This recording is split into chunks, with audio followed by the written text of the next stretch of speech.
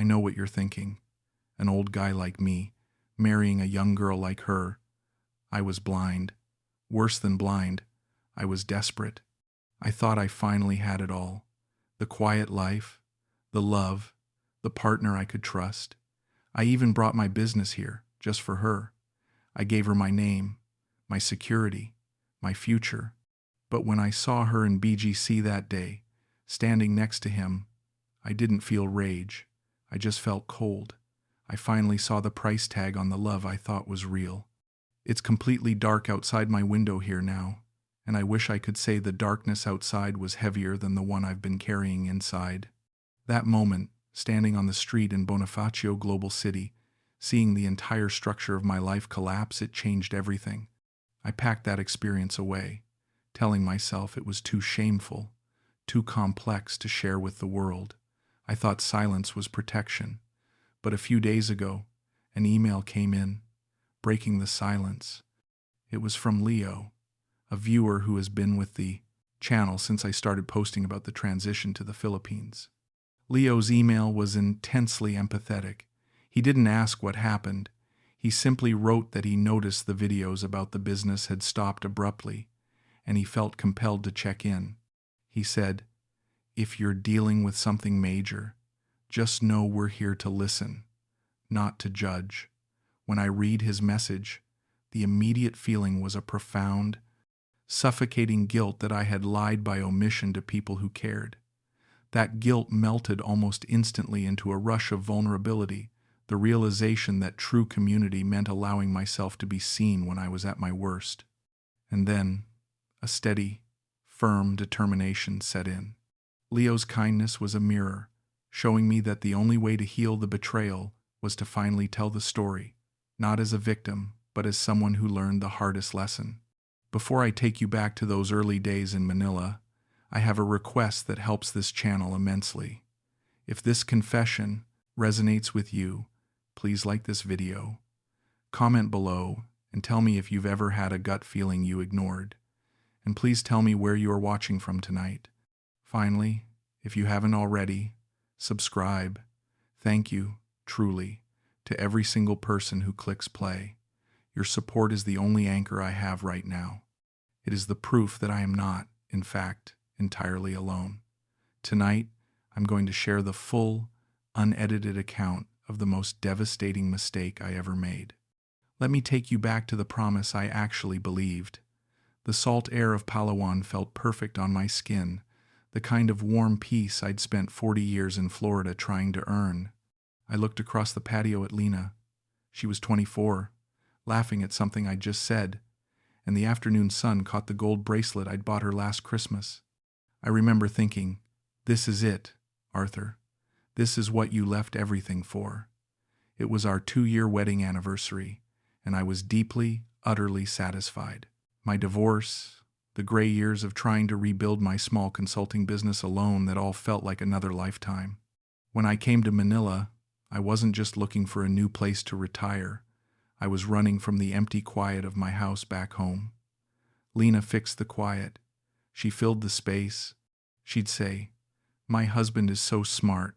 He knows everything about business." Her enthusiasm was like a drug, making me feel relevant again. I'd managed to shift the core of my online consultation firm over here, mostly relying on remote work and my local partner, Marco, for the on-the-ground banking and logistics. It was a good setup. My money went further here, and I had her. My old life had been about making money. This new life, I convinced myself, was about spending it on the right person. I leaned forward and touched her hand. "You've been talking about that small garment venture, Lina, and finishing your university classes." She pulled her hand away to smooth her dress. "Yes, Arthur. It takes time, though. The suppliers, the permits, the right location. It's hard to save up enough while I'm helping our family, you know." Her eyes were wide, and I felt that familiar surge of protectiveness. "I know, sweetheart. I know how driven you are, and I want to help you achieve your dream." I reached into my travel bag and pulled out the thick manila envelope. "Happy anniversary, my love. This is for the tuition and the startup capital." No more worries. Just launch your business and finish your studies.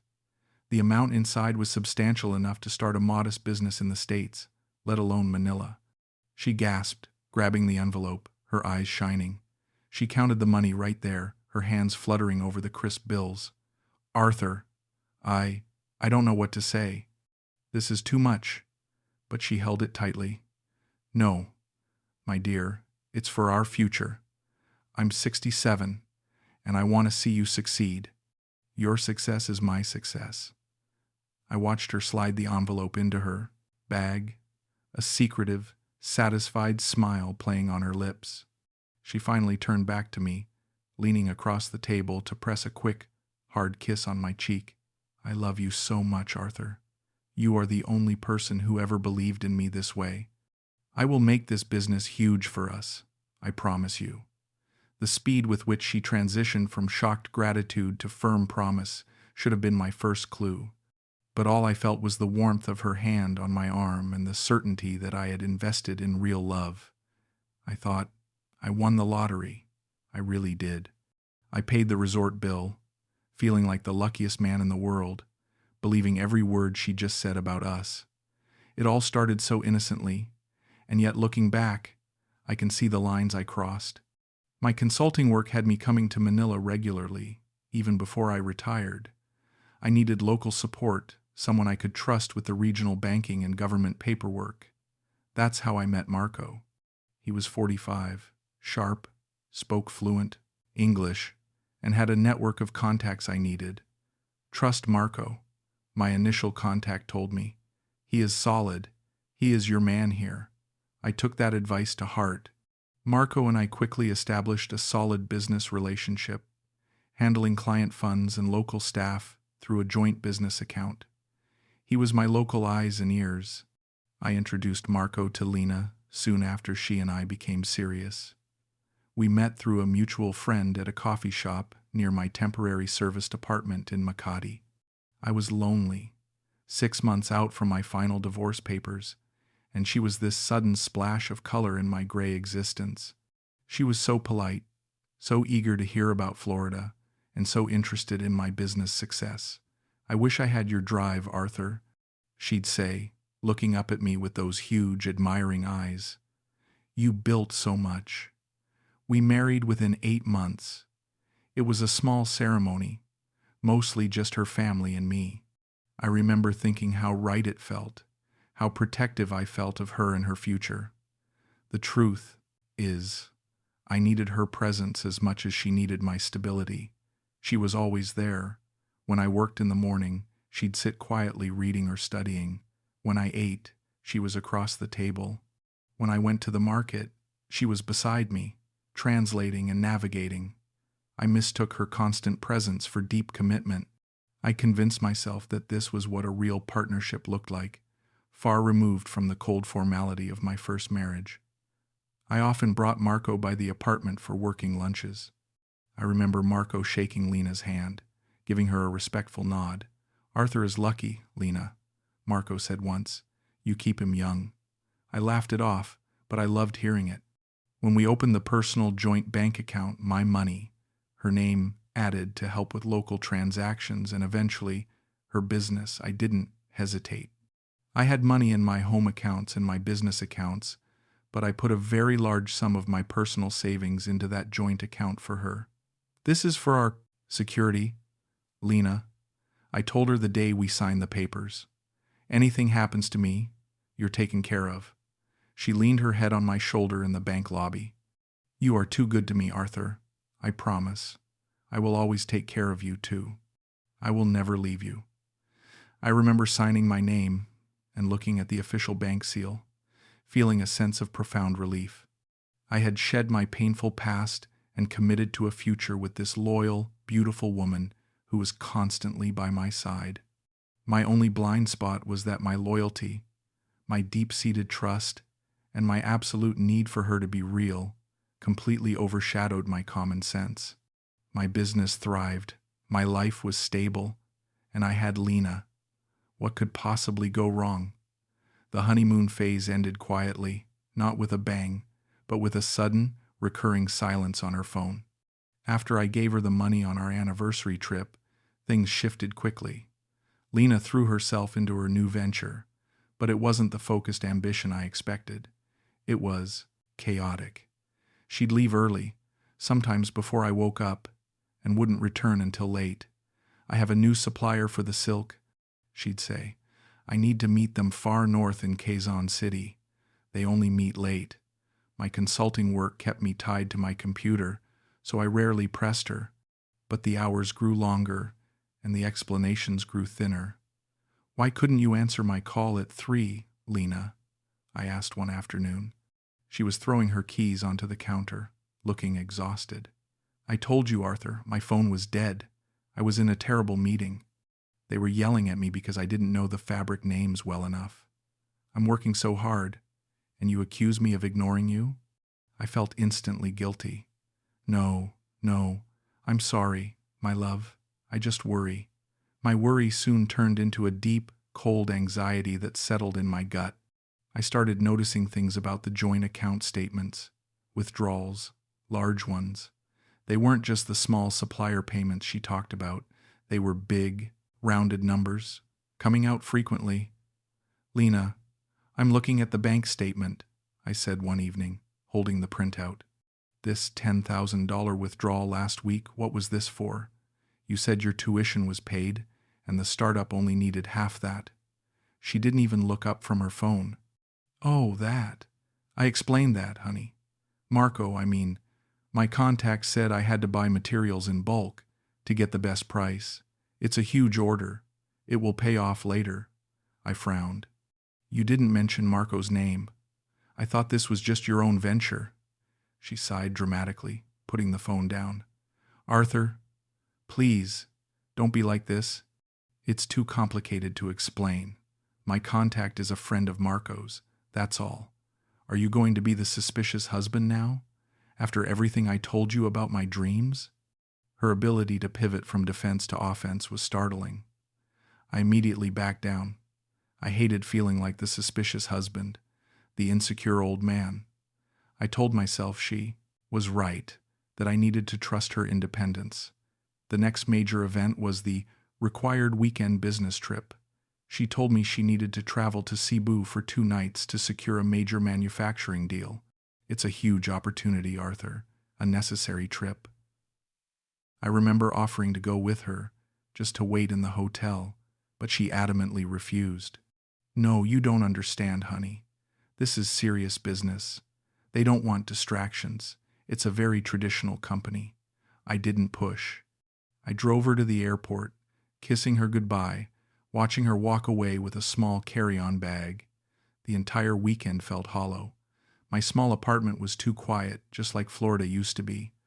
I tried to focus on my remote consulting, but I kept picturing her, alone in Cebu, closing that big deal. But there was a persistent voice in my head saying, "This doesn't feel right." No new business requires the founder to disappear completely for 48 hours with zero contact. That nagging feeling, that knot in my stomach, only tightened. I tried to distract myself by planning a lavish dinner surprise for her return on Sunday night. But the silence on her end, the constant excuses I had to make for her, felt like I was covering up her absence, not her commitment. "It's just my past insecurity," I insisted to myself. "I must trust her. I must." But the quiet was starting to scream. My internal battle between denial and cold, hard reality came to a head the following week. I was cleaning up my desk and found an old phone bill I hadn't filed yet. I scanned the list of frequently dialed numbers. One stood out. A local Manila mobile number that appeared dozens of times in the last month, and it wasn't Marco's or any of our known contacts. I knew this was dangerous, but I picked up my phone and dialed the number. A man answered on the second ring. "Hello? Who is this?" His voice was guarded, mid-40s, Filipino accent. "Hello, my name is Arthur. I'm calling about Lina. She said you were one of her suppliers for her garment business." There was a long, unsettling pause on the other end. "Lina? I don't know any Lina. I think you have the wrong number." He hung up instantly. My hands were shaking. He doesn't know any Lina. I had to swallow 3 times before I could breathe. When Lina returned that evening, looking freshly showered and suspiciously cheerful, I didn't bother with small talk. I held up the phone bill. "Who is this number, Lina?" I called it. "He said he didn't know you." She snatched the bill out of my hand, her face instantly hardening into a mask of pure fury. "You called my business contacts? Are you serious, Arthur? What is wrong with you? That is private. That is my life." Her voice was loud, sharp, and it cut through the fragile peace of our apartment. "Why are you spying on me? I told you I am working hard. I am trying to build something. Are you trying to sabotage me? I am not spying. I am your husband. I gave you the money. I just want to know why this supplier lied to me," I said, my voice rising slightly, shaking with confused anger. She threw the phone bill onto the table. "He probably thought you were a thief. He thought you were trying to steal my ideas. My contacts are paranoid. You cannot call them. You have no right to call them." She was using the accusation of spying as a weapon, twisting my worry into my fault. The argument ended with her slamming the bedroom door and refusing to speak to me. I felt sick. I knew that reaction wasn't normal, but I still clung to the hope that I was overreacting. The final hammer blow came from Marco, my trusted business partner. He called me later that week, his voice low and concerned. "Arthur, I need to confirm something on the business account. A large transfer was processed yesterday, $30,000, to an investment fund. It came through as approved by Arthur. I just need to verify that you meant to release that much." My blood ran cold. "Marco, I did not authorize a $30,000 transfer. Not from the business account." "What are you talking about?" Marco hesitated. "The bank has documentation. Your signature, Arthur. It looks like you authorized it. I only called because it was such a large, unexpected transfer that didn't fit our typical consulting expenses." My mind was racing. My signature, but not my transfer. Lina's name was on the joint personal account, but not the business account. I immediately jumped to Marco's defense, clinging to the belief that he was still my ally. "I handle my own finances, Marco. Maybe I just missed a document. Don't worry about it. It must be a client thing I forgot to tell you about." I hung up, instantly regretting my words. I didn't want Marco to think I was questioning him. But the moment I put the phone down, I rushed to check our joint personal account. It was practically empty. The money I had given her for the anniversary, the tuition, the venture, it was gone. All of it. The final, massive chunk had vanished a day ago. The 30,000 Marco mentioned, plus everything else. I stared at the zero balance, realizing that the supplier was a lie, the venture was a lie, and my money was simply gone. The zero balance in the joint account didn't feel as devastating as the fact that I still had no idea where the money went. I was sitting in my silent apartment, trying to make sense of the past few months, when the words from Marco's call echoed in my head. "Your signature. Large transfer." I knew then I had to stop talking and start looking. I had to know the truth, even if it killed me. The next day, I drove down to Bonifacio Global City, BGC. Lina had always vaguely mentioned meetings around there. I parked my car, my hands gripping the wheel so tightly my knuckles were white. I didn't have a plan. I just needed to see something, anything, that would prove I was just a worried old fool. I found an outdoor cafe with a clear view of the street and a few high-end office buildings. I ordered coffee, which I didn't touch, and tried to look like any other retiree enjoying the afternoon. The entire time, my stomach was a ball of ice. I kept telling myself, she'll be with a woman, she'll be with a vendor, she'll be alone. I sat there for over an hour, feeling the deep, corrosive shame of suspicion eating away at me. I was ready to leave, ready to accept the financial loss and simply start the divorce, when I saw them. They walked out of the revolving doors of a corporate tower across the street. Lina was there, looking vibrant, not tired, wearing a chic, expensive dress I hadn't seen before, and walking right next to her holding her elbow as they navigated the curb, was Marco, my business partner, the man I trusted with my livelihood. The shock was a physical thing. It was like someone had emptied the air from my lungs and flooded my veins with chilled concrete. I didn't move. I just watched. Lina was laughing, a free, light laugh I hadn't heard from her in weeks. Marco was looking down at her, a knowing, proprietary smile on his face. He leaned in, whispered something, and she giggled, slapping his arm lightly. It wasn't the laughter of business partners. It was the easy intimacy of two people who knew each other extremely well. They stopped on the corner, and Marco reached up and brushed a stray hair from her face. Then, he did it. He leaned down and pressed a long, tender kiss right onto her forehead, a husband's kiss, a lover's kiss.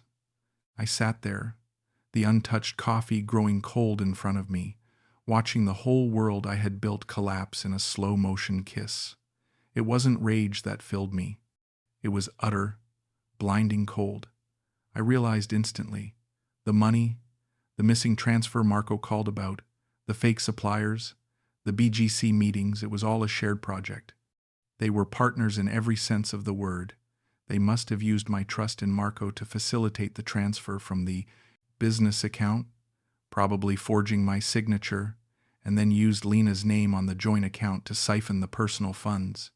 It was a perfectly executed joint betrayal. Marco slipped his arm around her waist, pulling her close. They looked completely at ease. They looked like a couple.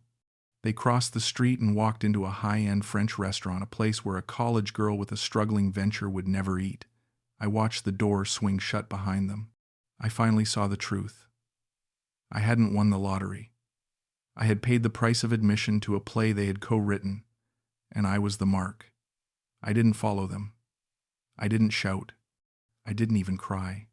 I just got up from the cafe table, leaving my cold coffee behind, and walked back to my car, feeling lighter, somehow, because the devastating weight of denial had finally been replaced by the clean, sharp pain of certainty. The worst part was how simple it all looked, just two people, laughing over lunch, while my life lay, broken behind the glass. I drove home like a robot. I left the car parked haphazardly outside and walked straight into the apartment. The door closed behind me with a quiet click, sealing me into a space that felt entirely alien. I didn't go to the sofa. I went to my office desk and simply sat there, staring at the blank wall, waiting. I had no idea what I would say. I only knew that I wouldn't let her see me break. Hours later, I heard her key in the lock. The usual sounds of her kicking off her shoes and dropping her bag followed. "Arthur? Honey, I'm home." "Oh, what a day," she called out, sounding breezy and relieved. She walked into the living room, slowing when she saw me sitting rigidly in the office chair. She approached me cautiously, her smile a little too bright. "You're home early, love. I told you. My meetings were terrible, so many delays. I'm exhausted." She leaned in to give me a quick, affectionate kiss, and I turned my head just enough so her lips brushed my temple instead of my mouth. She pulled back immediately, her smile vanishing. "What is it? What's wrong?" I looked directly into her eyes. I didn't accuse her of BGC. I didn't mention Marco. I simply asked the only question that mattered. "Where did all the money go, Lina?" My voice was low, flat, and colder than I knew I could sound. It wasn't a question, it was a statement. Her demeanor shifted instantly, like a switch being thrown. The tired, busy wife was gone. The desperate, defensive girl appeared. Her eyes welled up instantly, and her lower lip trembled. "Arthur, how can you ask me that? It went into the business, just like I told you. But Marco, my partner, he was terrible. He took advantage of me. He invested it all badly. I'm so ashamed. I lost everything, Arthur. I lost your money trying to start our future." She crumpled onto the floor in front of me, covering her face with her hands, sobbing loudly. It was an incredible performance. I sat there, completely unmoved. I finally saw her. She was not crying for the money or for me. She was crying because her narrative was failing. I realized her tears were a tool she used every time I got close to the truth. The joint account, Lina, it's empty. Every penny is gone. That isn't a bad investment. That's a liquidation. I kept my voice steady, betraying none of the absolute ruin I felt inside. She looked up at me, her face streaked with tears, and her voice rose to a dramatic shriek. So you think I took it? You think I stole it? After everything I have done for you, I left my whole life to be your wife, and you think I am a thief? I think you're lying to me, Lina. That was all I said. I could have screamed about Marco. I could have thrown her out. But what good would that do? The betrayal was too deep for shouting. I wanted to see if she would break, if she would confess, or if she would continue the charade to the very end. She chose the charade. She stood up abruptly, wiping her eyes. If you don't trust me, then what are we doing here? I can't live with a man who thinks I am cheating him. Maybe I should just leave then. Is that what you want? She turned her back on me, waiting for me to pull her back, to apologize, to beg her to stay. But I just sat in the cold silence of my ruined home, watching her back. My heart was completely numb, and I finally knew I couldn't be manipulated anymore. The next morning, I woke up before dawn. Lina was still asleep, sprawled across the bed, looking like an innocent child. The sight of her no longer stirred any affection, only a weary sadness. I packed a small duffel bag with only the essentials: my passport, my laptop, and enough clothes for a week. I didn't need anything else. Everything else, the apartment, the furniture, the car, it all felt tainted, part of the transaction. I sat down at my desk and pulled out my other phone, the one she didn't know about.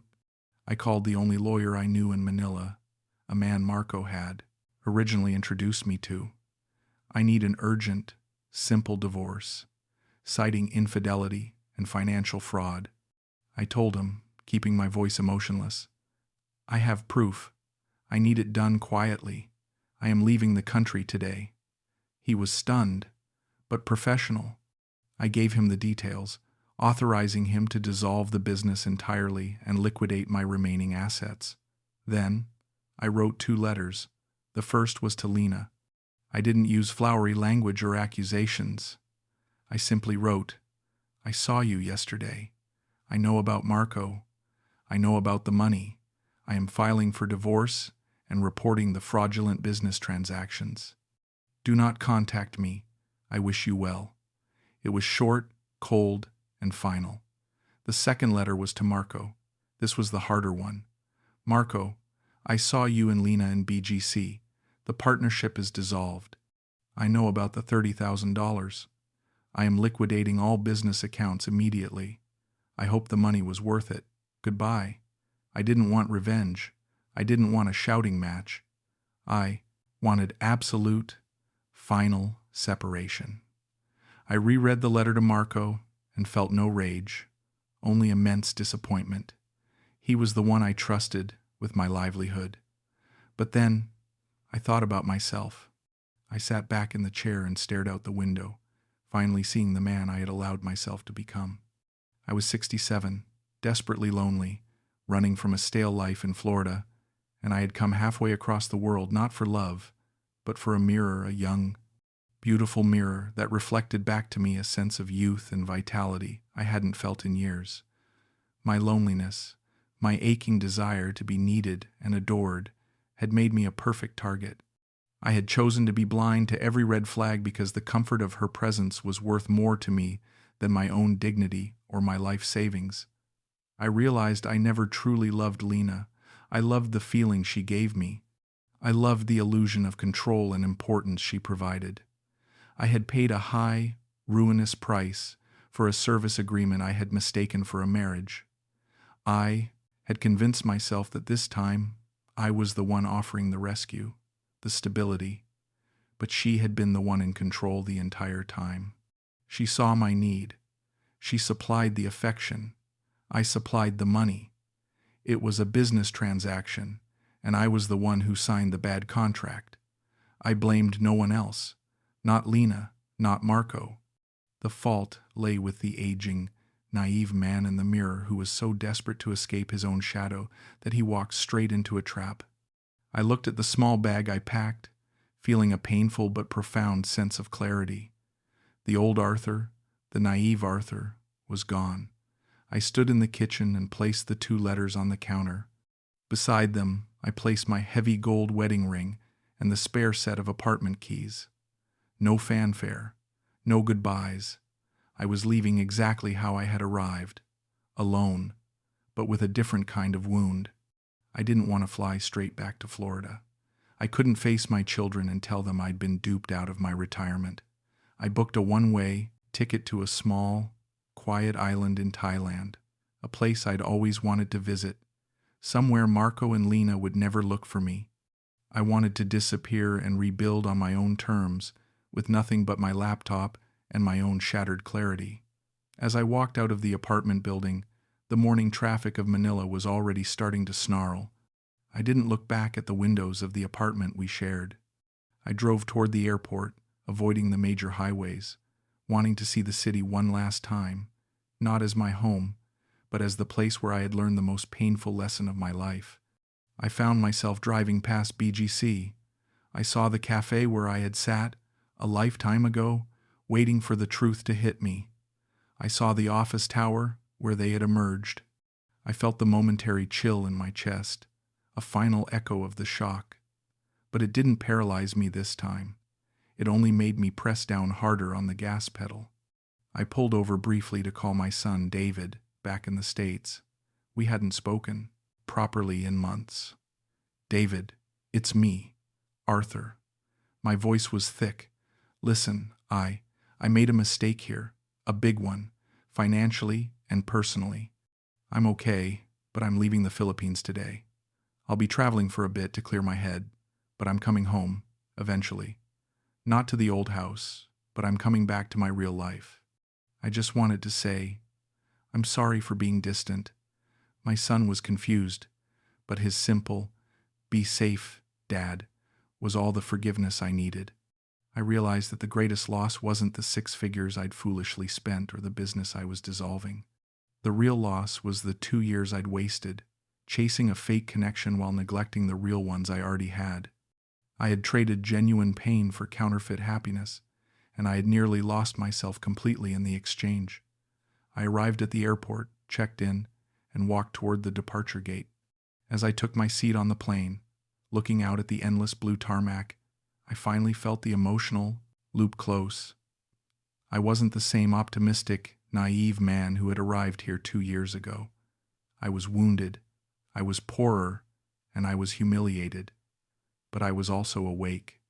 There would be no justice, no revenge, and no dramatic confrontation.